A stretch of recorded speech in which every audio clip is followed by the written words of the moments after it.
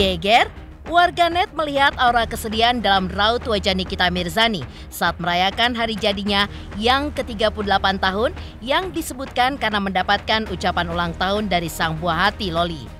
Ya, di satu sisi tetap kepada keteguhan hatinya pasca melakukan segala cara untuk tidak dikait-kaitkan lagi dengan Loli. Satu hal, Nikita pun dianggap masih belum bisa melepaskan putri sulungnya tersebut yang kini diketahui sedang asyik dengan kisah asmaranya dengan sang kekasih Fadel Bajideh.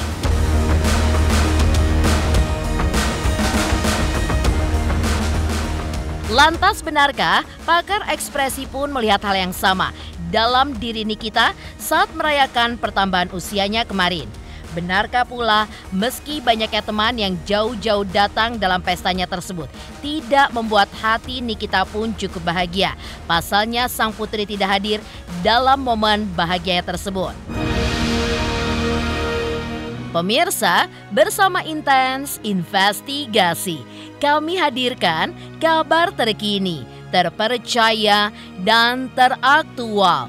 Tetapi sebelumnya, jangan lupa untuk like, subscribe, dan juga share channel YouTube ini.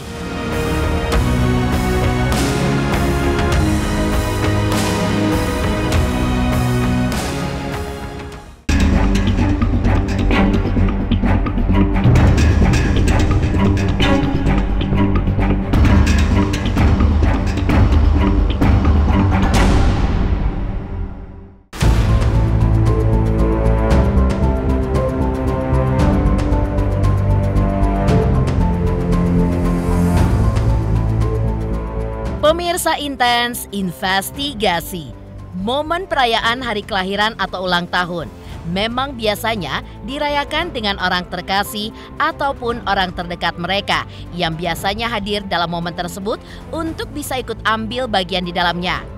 Namun, seperti diketahui, permasalahan yang tengah dialami oleh Nikita Mirzani dengan putrinya Laura Mezani alias Loli tidak membuatnya hadir dalam momen bahagia tersebut. Loli, seperti dikabarkan sebelumnya, hanya menuliskan sebuah pesan singkat yang diunggahnya di sosial media. Berisikan pesan ucapan selamat ulang tahun disertai dengan doa agar sang ibunda panjang umur, sehat, dan dilancarkan rezekinya. Munculnya momen tersebut banyak membuat warganet menduga jika kesedihan tampak terlihat di raut wajah Nikita Mirzani, buntut dari ketidakhadiran Loli dalam hari bahagianya. Alih-alih memperlihatkan senyum bahagianya, Nikita pun disebut-sebut juga menunjukkan ekspresi menahan sedih, terutama saat ditanya soal Loli yang menuliskan pesan singkatnya tersebut. Lantas benarkah hal itulah yang dilihat oleh pakar ekspresi saat diminta untuk menelisik ekspresi Nikita Mirzani saat merayakan pertambahan usianya kemarin?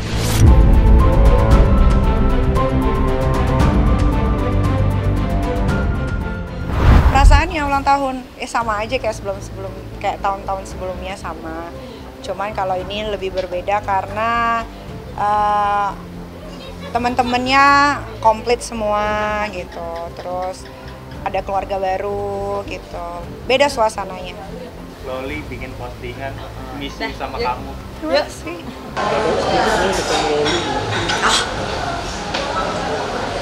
Makan yuk tuh Mas banyak. Kalau Mbak Nikita kan dari awal itu dia sangat senyum ya, dia buka senyum gitu ya, terus kemudian sangat responsif dengan pertanyaan yang disampaikan oleh awak media. Gradasinya, perubahannya itu terjadi ketika dia ditanyakan ya dia membahas anak-anaknya dulu, terus kemudian dia ya di titiknya itu kemudian dia menghindar dengan ada gerakannya itu kan ya karena dia udah sebenarnya mau ngajak dia. Nah itu dia langsung tarik mundur ke belakang gitu kan di momen itu ya. Itu respon pertamanya. Jadi respon pertamanya, reaksi pertamanya, responnya gerakan bahasa tubuhnya langsung membelakangi. Karena kan misalnya kalaupun sedih Karena sekarang Mbak Nikita itu orangnya jadi lebih sensitif kan, dia menyampaikan dari konteks apa yang disampaikan itu dia kan menunjukkan dia lebih sensitif. Nah sensitif itu kan bisa jadi sedih kan langsung kelihatan mukanya. Perubahan gradasi dari awal ketika membahas dia ulang tahun, terus kemudian prosesnya gimana, anak-anaknya memberikan ucapan, terus ditanya soal pasangannya, nah itu kan kelihatan tuh perubahan-perubahan. Nah di titik ini kan ya bisa jadi hal yang setiap orang punya ukuran masing-masing ya. Bisa jadi buat orang lain berat tapi belum tentu buat dia berat, atau buat siapa lagi lebih berat lagi. Nah jadi sangat subjektif itu kira-kira mas pressure-nya gitu.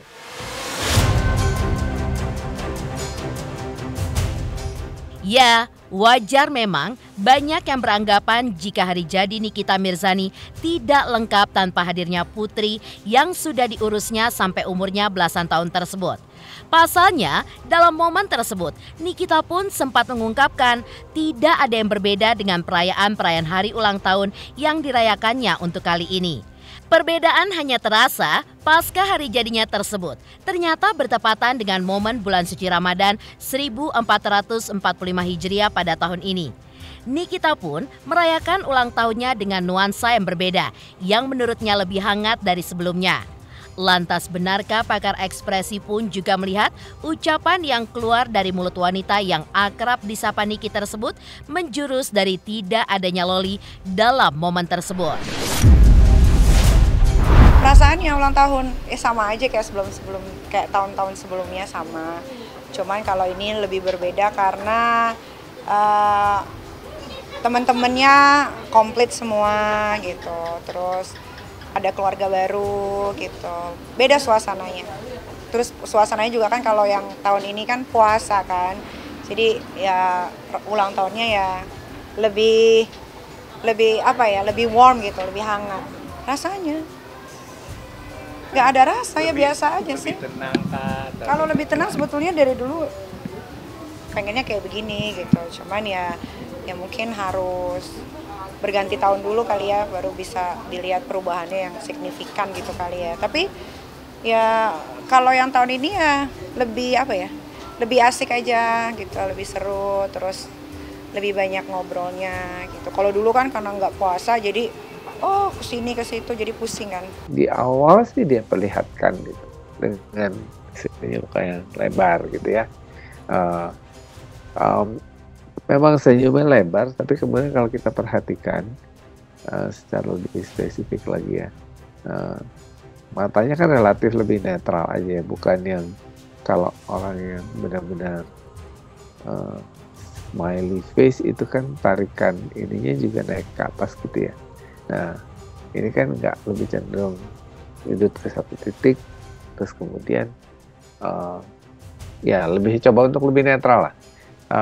Ada hal yang kemudian dia memang belum ungkapkan semuanya, juga dari pertanyaan-pertanyaan teman-teman. Nah, lihat di menit 348 itu kan, nah dia itu benar senyum tuh, karena benar-benar sinkron antara mulut sama gerakan alis matanya itu gerakannya, dan pupil mata yang membesar.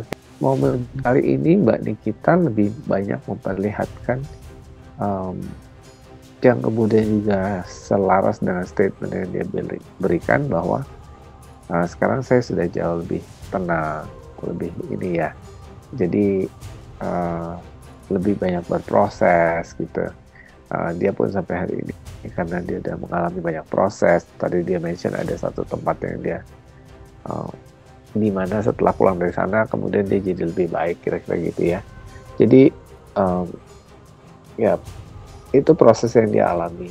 Nah, memang terlihat juga pergerakan emosinya gitu ya ketika Mbak Nikita bercerita gitu kan. Terus kemudian ada momen dia di mana juga happy, senang, bisa kumpul bareng sama teman-teman. Tapi di sisi lain dia juga ada mention dulu ada teman-temannya ini menurut dia konteksnya dia, menurut dia suka, kalau saya pinjam istilah Mbak Nikita, suka ngomporin gitu ya. Yang ini, jadi ada Itu terlihat tuh bedanya tuh. Dia dimana dia senang dengan teman yang ini tapi tidak terlalu suka, kemudian disadari bahwa dia tidak terlalu suka dengan rekan yang lain. Nah itu kelihatan tuh momennya. Terus kemudian memang kali ini terlihat Madikita jauh lebih tenang ya, lebih tenang dari respon gerakan tubuh.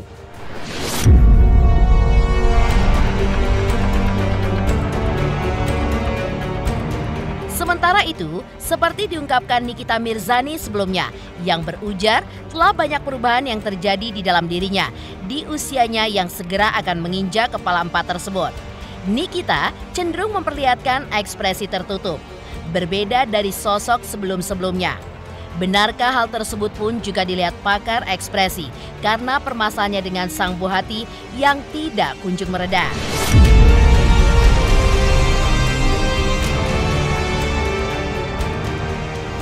Merasakan perubahan, ya merasakan lebih kalem ya, lebih kalem, lebih lembut gitu ya.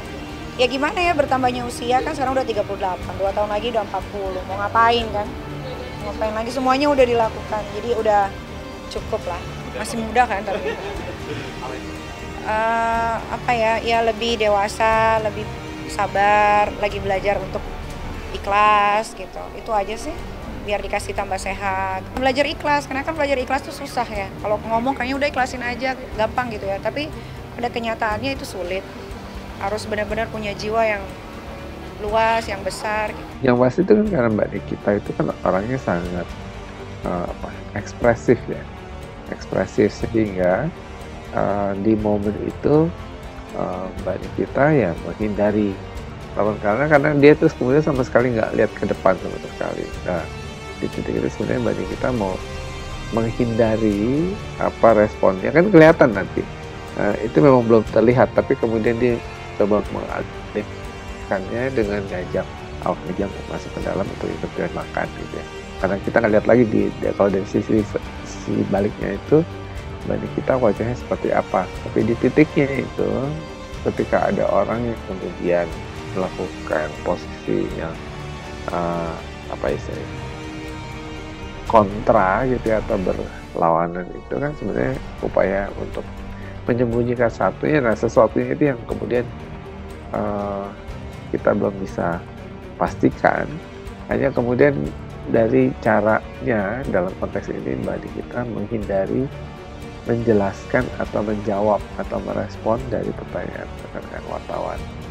Itu berarti ada titik dia kemudian merasa sangat-sangat tidak nyaman untuk menjelaskan atau merespon itu. Ya biar bagaimanapun sebenarnya nggak cuma dengan Mbak Nikita, siapapun yang kalau yang orang yang ya boleh dibilang ini kan anaknya ya, gitu kan ya, jadi sangat sedih pasti ada, siapapun, tidak hanya dengan Mbak Nikita, siapapun berusaha ditutupi apapun ya pasti akan terlihat. Tapi sayangnya di momen ini dia tidak menunjukkan atau memperlihatkan ekspresinya ketika hanya dengan gerakan menghindar gitu kan ya. Jadi kalau ada sesuatu yang dalam tanda petik sebenarnya ya memang dia sembunyikan.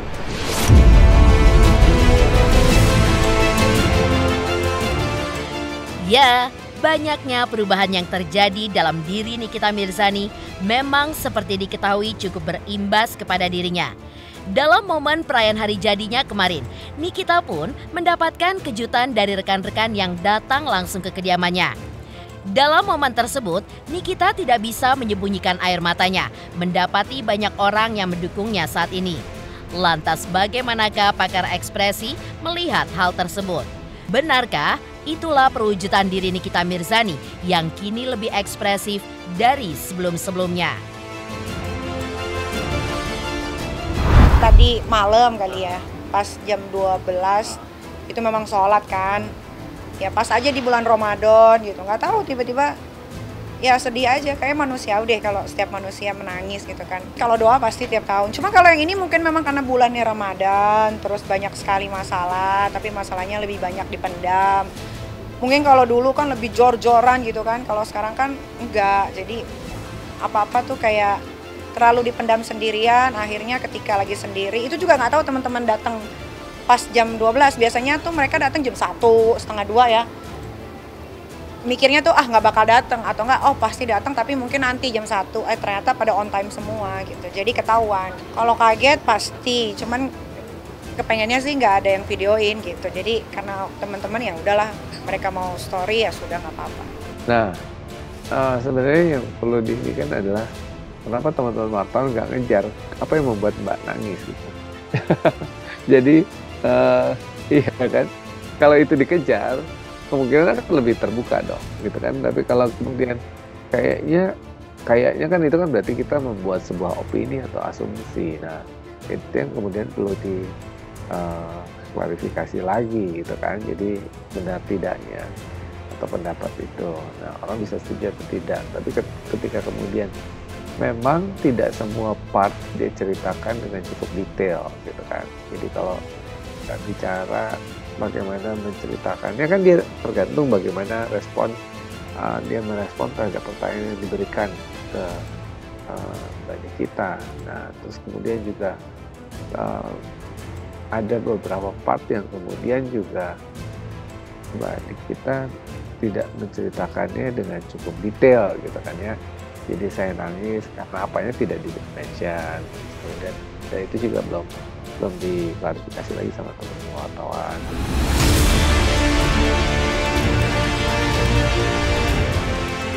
Di balik aura kesedihan yang dilihat warganet dalam raut wajah Nikita Mirzani, permasalahan Nikita Mirzani dengan Loli juga mendapatkan tanggapan dari psikolog. Lantas, seperti apakah psikolog melihatnya?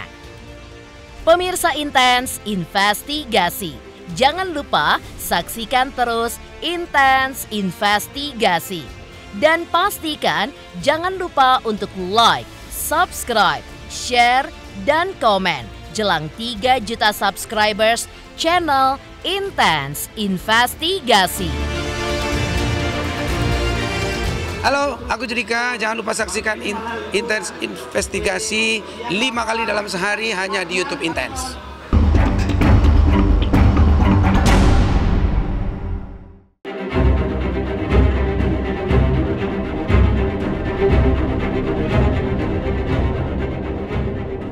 Ya, masih melanjutkan kesedihan Nikita saat menanggapi ucapan selamat ulang tahun dari Loli di hari jadinya yang ke-38 tahun kemarin.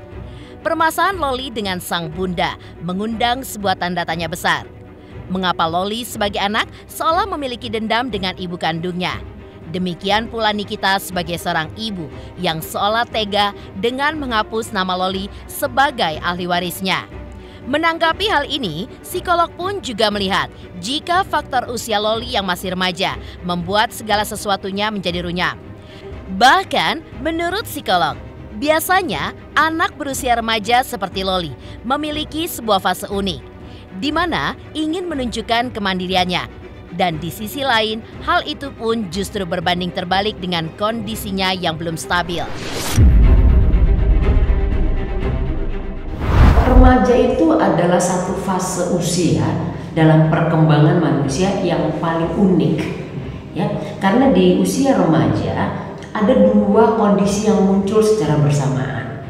Yang pertama adalah usia ingin menunjukkan kemandirian, punya otoritas. Jadi dia nggak mau diatur, dia pengen bikin apapun yang dia mau. Dan biasanya di usia ini yang jadi fokusnya adalah teman-teman sebaya. Jadi kalau teman-teman sebayanya bikin A, ya dia harus ikut itu. Kalau orang tuanya menentang, dia akan melawan orang tuanya dan mengikuti teman-temannya. Namun di sisi sebaliknya, ini usia dimana belum matang. Jadi secara finansial belum siap, emosinya belum matang, kognisinya belum matang, apalagi dalam mengambil keputusan sama sekali belum matang. Jadi kalau dilihat ini 2 kondisi yang kontradiktif.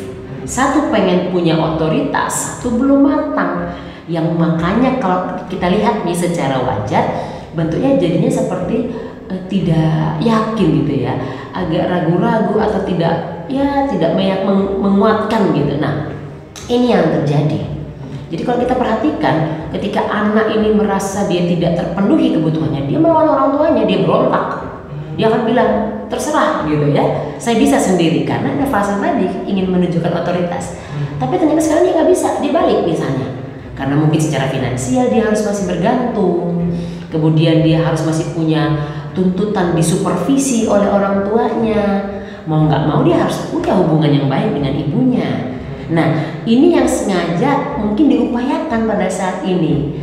Nah kalau kita perhatikan, dia tahu misalnya saat ini media memberitakan bahwa ibunya memutuskan hubungan, saya yakin pasti kecewa ya, sedih, itu sangat wajar sekali. Nah di usia ini emosi anak kan belum matang, jadi mungkin bisa berlebihan emosinya. Namun bisa juga tidak sepenuhnya seperti itu, bisa juga santai-santai saja, menurut dia ya wajar saja, menurut dia begitu. Jadi kita nggak perlu nggak paham juga nih kondisi anak seperti apa.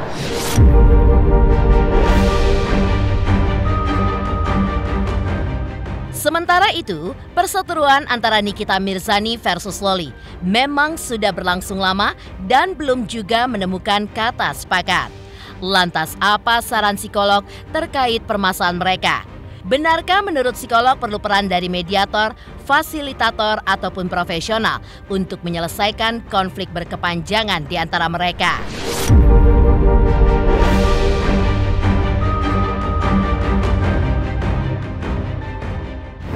Apapun itu, hubungan ibu dengan anak kandung tidak bisa diputuskan, apapun bentuknya. Kalaupun secara emosional sedang ada ketegangan, tidak ada salahnya memang dibuat jarak terlebih dahulu sementara waktu untuk kedua belah pihak saling merefleksi diri, memperbaiki diri, dan kemudian menyadari apa yang menjadi kekurangan masing-masing. Nah, step berikutnya adalah bersama-sama duduk membicarakan apa kemungkinan yang bisa dilakukan, memperbaiki yang sudah terjadi, dan membuat kesepakatan. Itu penting sekali. Apa yang boleh dan tidak boleh, apa yang harus dan tidak harus, dan sebagainya gitu ya. Sehingga anak dan ibu ini paham peran masing-masing, tanggung jawab masing-masing, dan apa kewajiban masing-masing. Dan berikutnya, kalau memang diperlukan, perlu ada pihak ketiga, entah itu mediator, fasilitator, atau profesional yang bisa membantu untuk menjembatani komunikasi. Karena kemungkinan ini udah kayak begini nih, nggak satu frekuensi. Jadi perlu disamakan frekuensi terlebih dahulu, baru kita sama-sama bisa menunjuk apa yang diinginkan satu sama lain. Nah, ujungnya adalah kembali merajut dari awal. Nggak ada salahnya juga, ya. Pegangan tangan lagi, peluk-pelukan lagi, itu nggak ada salahnya juga gitu. Dan itu belajar dari awal.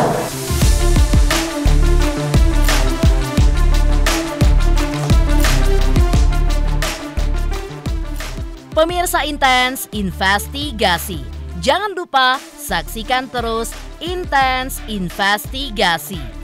Dan pastikan jangan lupa untuk like, subscribe, share, dan juga komen jelang 3 juta subscribers channel Intens Investigasi.